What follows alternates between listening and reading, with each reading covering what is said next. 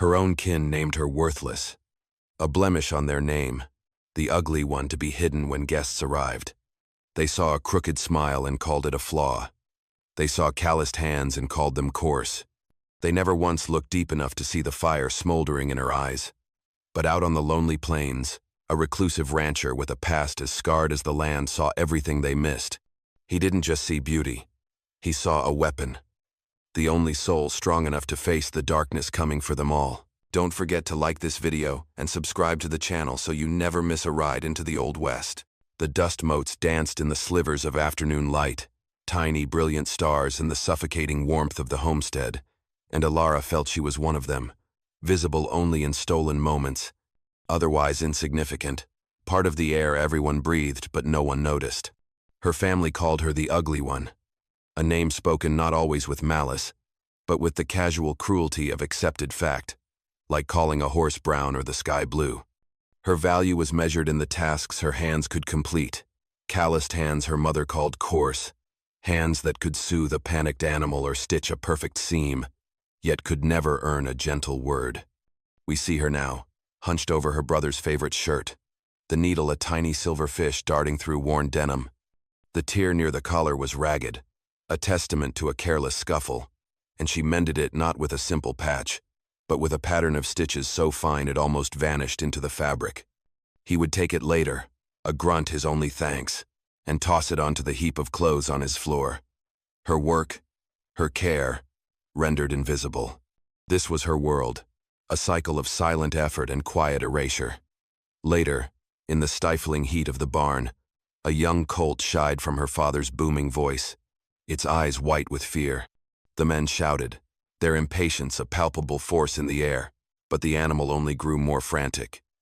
Alara approached without a word, her movements slow, deliberate.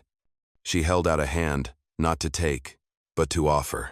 She murmured to it, nonsense words, a low hum that spoke of safety, of understanding. The colt's trembling ceased, its muzzle eventually dropping into her palm, a moment of profound connection her family would never witness, or value. At the dinner table, she was a ghost. The room was a cacophony of life, her sister's bright laughter, her father's stories of the market, her brothers arguing over a piece of land. Alara sat, a still point in their swirling world. Her plate, a landscape she rearranged with her fork. They spoke of a dance in town, of handsome suitors and new dresses. You wouldn't be interested in such things, would you, Alara? Her mother asked. The question not an invitation but a dismissal. Her crooked smile, the one they called a flaw, made a brief, painful appearance. It was the only armor she had left.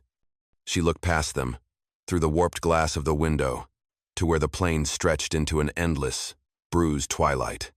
The homestead was a cage of bright lights and loud noises, but out there was a quiet darkness that felt less like an absence and more like a promise. A promise of what? She didn't know. But how long? She wondered, her heart a slow, heavy drum against her ribs.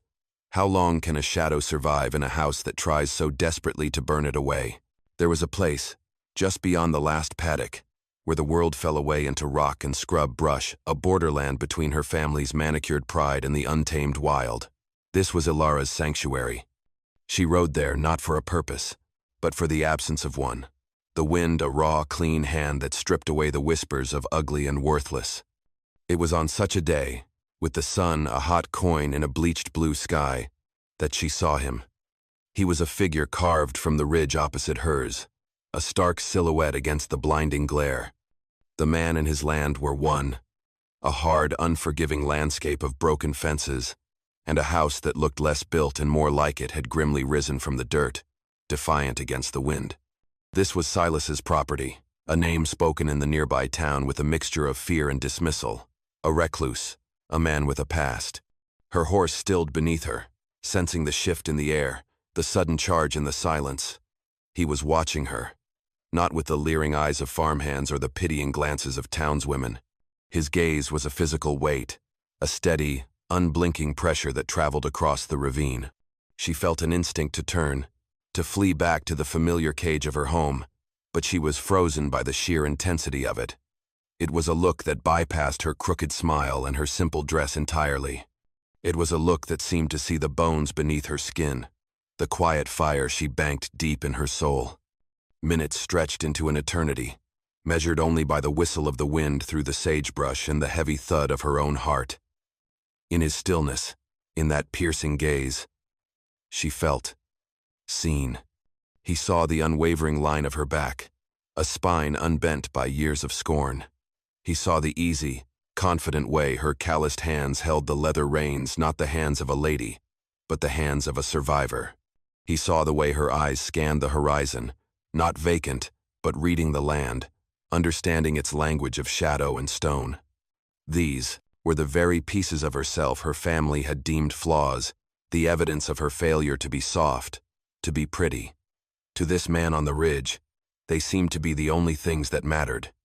She couldn't decipher the meaning in his observation. It was neither kind nor cruel, but something far more unsettling. It was an assessment.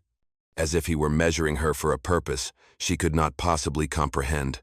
Finally, with a breath she didn't realize she'd been holding, she pulled gently on the reins, turning her horse away. She did not look back, but she could feel his gaze on her, a brand on her skin, long after she had descended from the ridge. The silence he left in his wake was louder than any insult she had ever endured. The breaking point wasn't a thunderclap. It was the tinkle of a porcelain teacup set back on its saucer. A potential suitor had come to call on her sister, a portly merchant named Abernathy with small, calculating eyes. Alara was a fixture in the corner, meant to be as silent and unassuming as the grandfather clock, but Abernathy's gaze found her. "And what of this one? The little shadow?" he'd asked, a smirk playing on his lips. Her sister, Clara, had giggled, a sound like breaking glass. Her father cleared his throat. It was her mother who sealed her fate. "Ilara has practical talents," she offered, a statement meant to be a shield, but that landed like a stone. Abernathy leaned forward, his voice oozing with false charm. "Practical? Does she scare the crows from the corn with that frown?" The laughter that followed was not a roar. It was worse. It was a ripple of polite, social amusement. Her sister's giggle joined by her father's strained chuckle. A sound that conceded the joke was cruel but acceptable. In that moment, the thin, fraying thread that tethered Alara to this house, to this family, did not just fray, it vanished. The room went silent in her ears, the colors bleeding into a gray wash. She saw their laughing mouths move, but the sound was gone, replaced by a profound, internal stillness. She was no longer their daughter, their sister. She was a stranger. That night, she left. There was no plan, no destination, only a primal, suffocating need to be gone. She moved through the sleeping house like a phantom, her bare feet making no sound on the floorboards she knew by heart. She took nothing, no food, no money, only the bridle for Zephyr, the one creature whose gaze held no judgment. Outside, the air was heavy, pregnant with an unspoken violence. The moment her boots hit the dirt, the first drop of rain struck her cheek, a cold, startling tear. Then the sky tore open. It was a biblical fury, a storm that was not mere weather but a raw, screaming manifestation of every unspoken hurt she had ever swallowed. Lightning fractured the darkness, illuminating a world of chaos, and the wind howled, a chorus of all the names they had ever called her. She didn't guide the horse. She clung to him, her face buried in his drenched mane as he galloped blindly into the tempest. The rain was 1,000 cold needles, the thunder a physical blow that shuddered through her bones.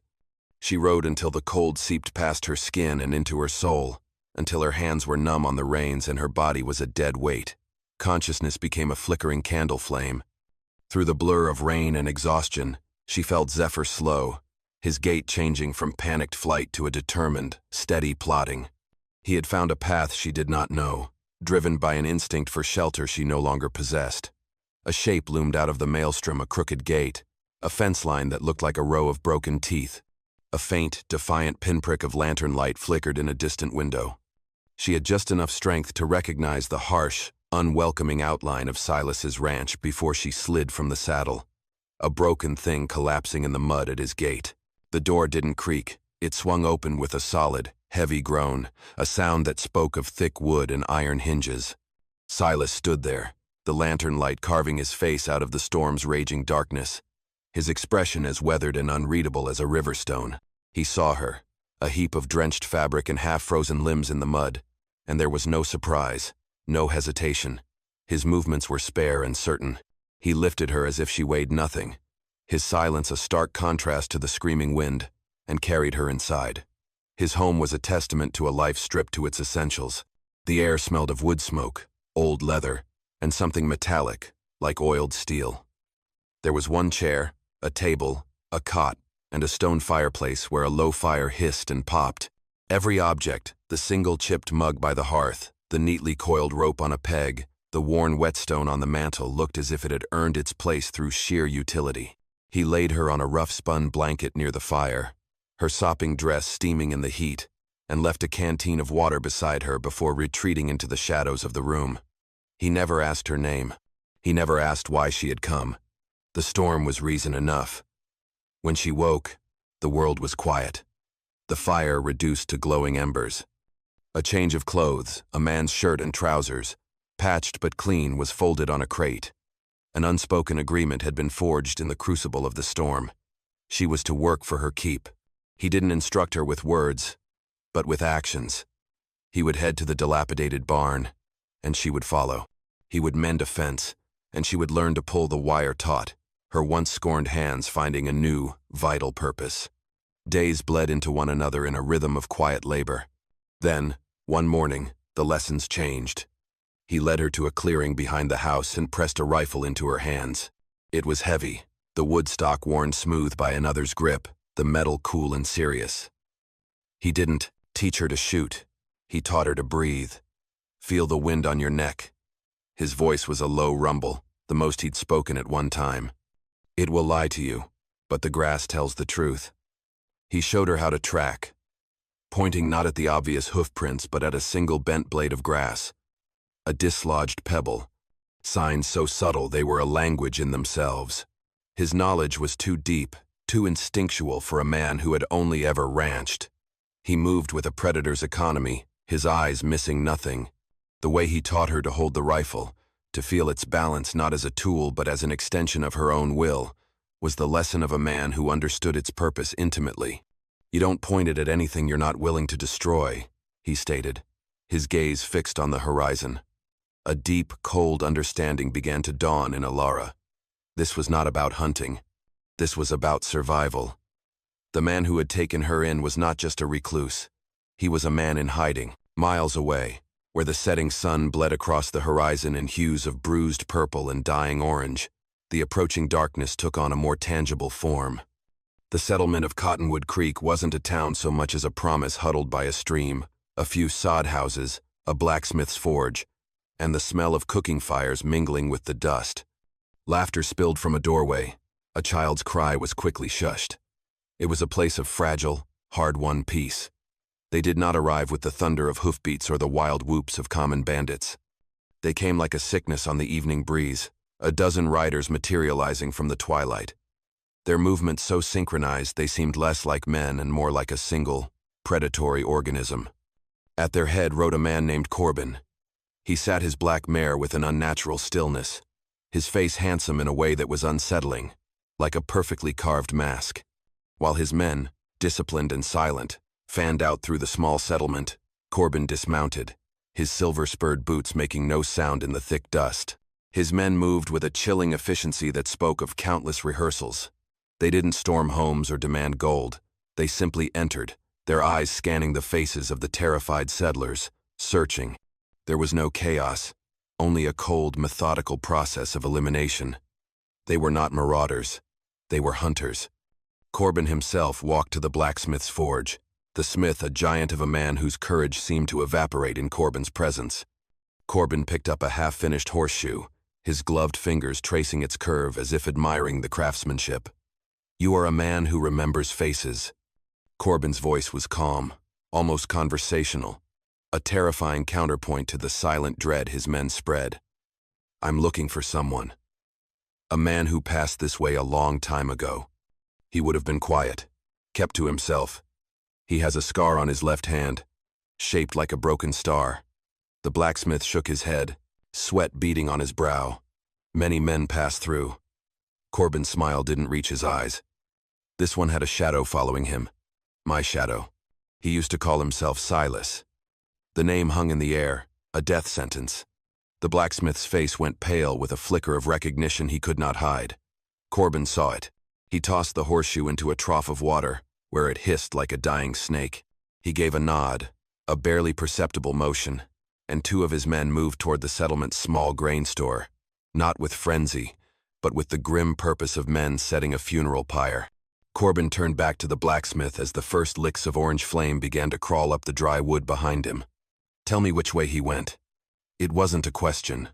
It was a promise of what would happen if he didn't. The hunt was not for riches. It was for a ghost. The change was subtle at first, a tightening in the air, a shift in the quality of the silence that surrounded the ranch. Silas began to move with a coiled tension, his usual quietness now laced with a hunter's vigilance. He'd pause his work to stare at the distant horizon, his eyes narrowed, reading a language in the dust devils and the flight of birds that Alara couldn't comprehend. He spent the evenings not resting, but methodically cleaning his weapons.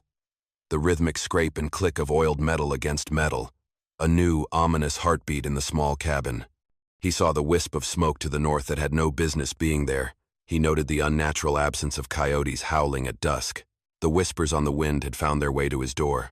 He finally broke the silence as the last light of day died, leaving the cabin painted in the flickering, struggling light of the fire.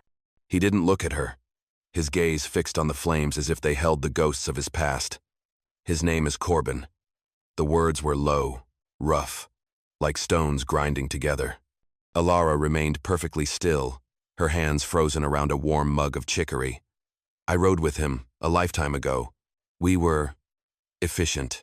We took what we wanted, and we erased the places we'd been. His scarred hands clenched into fists on his knees. But there's a line, even for men like us. We hit a way station, a family just trying to make it west. Corbin, he saw weakness as an insult. He didn't just want their money. He wanted to break them, to prove the world was as ugly as he was. Silas finally looked up, and his eyes were hollowed. Out pits of memory. There was a little girl. She had a small wooden bird her father had carved for her. Corbin wanted it, not for its value, just to take it. He paused, the crackle of the fire filling the sudden void. I drew on him, on all of them. I left that night, but not before I took the lockbox from his saddle. It wasn't full of gold. It was full of his history. Names, ledgers, deals made in blood. The proof that his empire was built on the bones of innocence. It was the only thing that gave him a story he could stomach, a legacy he could pretend was power. He stood up, his tall frame casting a long, trembling shadow across the room. He gestured with his chin toward the door, where a saddled mare stood waiting, its breath pluming in the cooling air. That horse is the fastest I own. Ride west. You follow the dry creek bed until morning and you'll be in the clear. He's not hunting you, girl. He's hunting me. He's hunting the story I stole from him. You leave now. You live. The moral dilemma was laid bare, as stark and unforgiving as the land outside. Her freedom, a clear path away from the violence that was coming for this man, this sanctuary, versus staying. Staying to fight for the only place, the only person, that had ever seen the fire behind her eyes. The saddled mare stood in the open doorway. A silent, four-legged question. Its breath plumed in the cool night air. A soft invitation to a life of anonymity. A path west into a darkness that would swallow her past whole. Alara looked at the animal, at the vast, star-dusted emptiness beyond, and for a heartbeat, she felt the pull of that escape. She could ride until her family's voices were nothing more than a half-forgotten dream. But this place, this harsh and unforgiving scrap of land, had given her something her home never had, a reflection she could recognize. She turned her back on the horse. The decision made no sound, yet it echoed in the small cabin louder than a gunshot. Her boots were firm on the floorboards as she walked to the corner where the rifle leaned, its long barrel glinting in the firelight. Her hands, the calloused, worthless hands her family pitied, closed around the smooth, worn wood of the stock. It was heavy, a solid and grounding weight that felt more honest than any word of praise she had ever craved. She lifted it, finding its balance, feeling it become an extension of her own unbending will. Then she turned and met Silas's gaze across the flickering shadows. No words were exchanged. None were needed. In that shared, unwavering look, a pact was sealed in iron and fire. Her acceptance was absolute. The world, which had moved at the pace of seasons, suddenly accelerated into a frantic blur. The sun became a relentless clock, and every moment of its journey across the sky was a lesson in survival. Before the faintest hint of dawn, she would be in the cold darkness, learning to load the rifle by touch alone, the crisp, metallic clicks the only sound in a sleeping world. As the sun's edge breached the horizon, a spectacular cinematic wash of color, she would be on the ridge, her silhouette a stark, unmoving shape against the rising light. There, she learned to breathe, to still her heart, to squeeze the trigger until the explosion felt not like an action she took, but like a thought she had. The high sun beat down, and the lessons moved from the rifle to the land itself. She learned that every rock, every dip in the terrain, every thorny bush could be a weapon or a shield. Her body ached with a profound exhaustion that went bone deep. But with the pain came a clarity she had never known. The fire inside her, so long banked and smothered, was now being honed into a sharp, gleaming edge. At dusk, as the light failed and the shadows stretched like grasping fingers, her training became about embracing the darkness. She learned to move with the silence of an owl, to use the fading light as a cloak, to become a whisper in the sagebrush. The girl who had been an invisible shadow in a loud, bright house was now mastering the art of becoming a purposeful one. She was no longer a blemish, no longer the ugly one. She was a guardian, a protector, forging an iron will for the storm that was coming. They came not as a storm, but as a subtle wrongness on the wind. It was Alara who noticed it first. The jays in the pinyon pines had fallen silent, a sudden, unnatural hush that prickled the skin. Silas, standing beside her near the woodpile, simply nodded, his eyes already fixed on the southern ridge.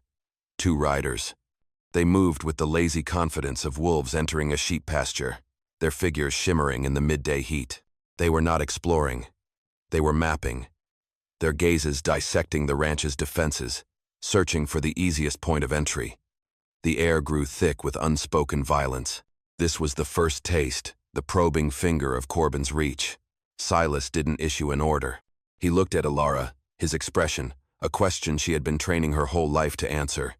"The dry wash," she said, her voice low and steady, surprising even herself with its calm. "They'll follow it around to the west. It offers the most cover." He watched her, his gaze intense, assessing. "It also has the highest walls," he replied. A statement of fact, not a correction. A new kind of fire ignited in Alara's chest, not fear, but a cold, burning clarity. She saw the land not as a place to hide, but as a weapon waiting to be wielded. "And the shale is loose on the upper ledge," she finished. A plan bloomed between them in the silence, a perfect and deadly thing born of his knowledge and her intimate connection to this earth. She moved alone, a ghost in the shimmering heat, the rifle feeling light and familiar in her hands. She circled wide, her path a secret whispered between her and the terrain. Below, she could hear the clink of a horseshoe on stone as the scouts entered the narrow wash. They were laughing about something, their voices arrogant and loud in the enclosed space. Alara found her perch. She didn't need to fire a shot. Violence wasn't always a bullet. Sometimes, it was a single, well-placed kick against a sun-baked rock. The cascade began not with a roar, but with a sound like cracking bones. A river of rock and dust poured down the canyon wall, not on top of them, but 20 yards ahead. A thundering, impassable curtain of earth that blocked their path. Their horses screamed and reared, eyes white with terror, one of them throwing its rider before bolting back the way it had come. The other man fought his mount, his curses swallowed by the settling dust. In the sudden, ringing silence, they were trapped. One on foot, one on a panicked animal, their path forward gone. A shape materialized on the ridge above them. It was Silas, a rifle held loosely in the crook of his arm, his presence an absolute and final authority. Then, from the canyon wall behind them, another figure rose. Alara. She stood there, her own rifle aimed not at their heads, but at the ground between them, a gesture that was somehow more menacing. The trapped scout looked from the silent man above to the determined woman behind, his bravado evaporating into the dry air. They were caught in a vice of will, disarmed and defeated without a single drop of blood being shed. Her overlooked intelligence had become their cage. The thunder didn't come from the sky. It came from the earth. A deep, percussive drumming that grew from a tremor into a roar, the sound of a dozen horses bent on annihilation. They poured over the ridge not like men, but like a dark, spilling tide, with Corbin at their center, a figure of calm, righteous fury. The slow burn of fear and anticipation exploded into a blinding, deafening firestorm. Gunfire ripped the air, splintering the worn wood of the cabin, kicking up dust that tasted of panic. Silas moved with a deadly grace, each shot from his rifle a calculated, economical statement. Beside him, Alara was no longer a student. She was a soldier, the rifle a part of her. The recoil a familiar and steadying punch against her shoulder. They fought back to back, a desperate island against a sea of calculated violence. Corbin's men were not wild. They were a scalpel, cutting and probing, setting fire to the barn, its flames a hungry orange maw against the twilight, a cruel visual metaphor for their leader's consuming hatred. They were being pushed back, the cabin's fragile walls the only thing between them and oblivion. A shadow moved in the barn's flickering light, a man flanking their position, his pistol raised and aimed directly at Alara's head. She never saw him, but Silas did. He moved without thinking, a blur of motion that slammed into her, knocking her to the ground. The crack of the pistol was deafeningly close, and a hot, searing pain she felt by proxy was followed by Silas's sharp, guttural cry as he crumpled beside her, his hand clutching a blossoming crimson stain on his side. "The land, Alara," he rasped, his voice tight with agony. "Use the land." In that instant, the girl who had flinched at her family's laughter died, and the protector she had become rose from the ashes. A cold, crystalline rage replaced her fear. She saw Corbin, dismounted now, directing his men with hand signals, his face a mask of possessive triumph. He wasn't just destroying a ranch, he was erasing a rival's story. With Silas's blood on her hands, Alara knew what she had to do. She returned fire, a wild, desperate volley that drove them to cover, and then she vanished. She slipped out the back window into the smoke and shadows, a ghost moving through the terrain she knew as well as her own scarred hands. She led them. Not all of them, just a handful who followed the bait of a fleeing woman. She led them away from Silas, away from the cabin, and into the broken teeth of the Badlands behind the ranch, a place her family had called worthless, a jagged maze of ravines and razor-backed rocks. The very harshness that had mirrored her own lonely existence now became her greatest weapon. She led them deeper, into a narrow box canyon where the walls rose up like silent, stone judges. And there, she stopped. She turned, her small figure framed against the rising moon, the hunter who had finally led the wolves into her trap. The silence that fell in the box canyon was heavier than the stones that had trapped them. When the dawn finally came, it was to a world scoured clean by violence. The threat was gone, a bad memory already being bleached by the rising sun, their arrogant confidence shattered against a woman's intimate knowledge of a place they saw only as an obstacle. The aftermath was a quiet, aching symphony of survival. The ranch was scarred, the cabin pocked with bullet holes that looked like dark, unblinking eyes, the barn, a skeleton of blackened timbers still breathing a thin, gray smoke into the crisp morning air. And they were scarred too. Silas, his side bound tightly with a strip of his own shirt, moved with the stiff, painful grace of a man who had paid a price in blood. But he was alive. And Alara, she was no longer a shadow. The fire in her eyes, once a hidden ember, now burned with a steady, unquenchable light. She was not the family's blemish, not the ugly one. Those names were ash, scattered by the wind of the long, terrible night. She was a survivor. She was a warrior. She was home. They stood on the porch of the wounded cabin, the world washed in the soft, hopeful pastels of a new day. She finished tending to his wound, her movements gentle, sure. Her calloused hands, the ones her family had called coarse and worthless, were now the hands of a healer, the hands that had held a rifle steady, the hands that had saved them both. He reached out, not with the hand scarred by a broken star, but with his other, and gently took hers. His touch was not one of pity or of passion, but of a profound, unspoken acknowledgement. A meeting of two scarred souls who had found in the other a strength they thought had been lost to the world. They watched the sun climb, a brilliant, cinematic promise rising over the horizon, its light turning the harsh land into a thing of breathtaking, rugged beauty. The warmth touched their faces, a benediction. And in that moment, the story ceased to be just theirs. The world widened, the camera pulling back and then slowly pushing in, the focus softening on their faces, their intertwined hands, their shared silent gaze at the future they had bought with iron and grit. What is the worth of a soul? Is it found in a pretty face, in the easy laughter at a dinner table? Or is it found in the quiet corners of the world, in the calloused hands that can mend a wound, in the unbent spine that can face a storm, in the strength to look into the darkness and have the courage to build a new dawn?